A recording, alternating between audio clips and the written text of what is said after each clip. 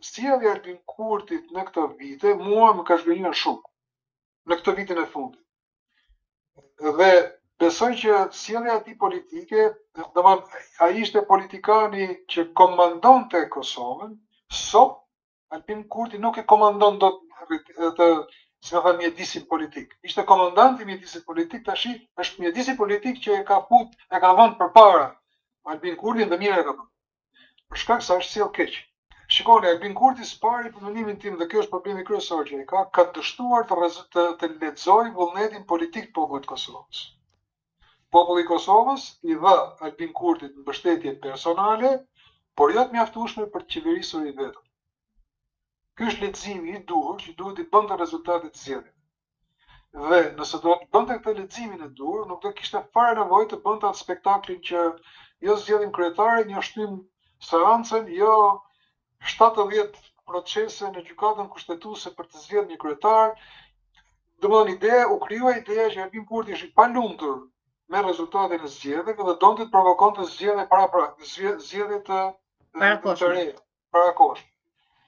Dhe kjo është praktikisht, e thënë shqip, të tallesh me vullnetin e njerëzve. Dhe kjo nuk domethënë këto janë mundësira që një popull si Kosova, që thash është ende vital, ende beson tek vota, nuk mund t'ia bësh këtë gjë sepse të ndeshkon. Dhe ndeshkuar. Po ta vini re, ato zgjedhjet që janë bërë tani në zgjedhjet lokale, padyshim që është ndeshkim për vendosin, sepse ata kanë abuzuar me vullnetin në kuptimin jo financiar, jo korruptiv, por nuk e kanë lexuar drejt vullnetin e popullit të Kosovës dhe përpasoj kanë qenë të paaft ose kanë qenë qëllimisht të paaft për të adresuar siç duhet problemin politik. Tani ka një pyetje tjetër që duhet shtruar në këtë gjë.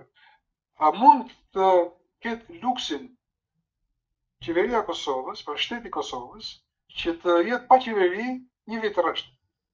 Pa qeveri legjitime, të mirë formuar, ku jo thjesht të diskutojë çështje të ka buxhet apo s'ka buxhet, sepse buxhetet në këto vende tona janë pak kështu si simbolike, të domosdoshme sigurisht, por prapë simbolike, por në raport me njohjet ndërkombëtare, Kosova vazhdon të ketë problemin e sfidës së njohjeve ndërkombëtare.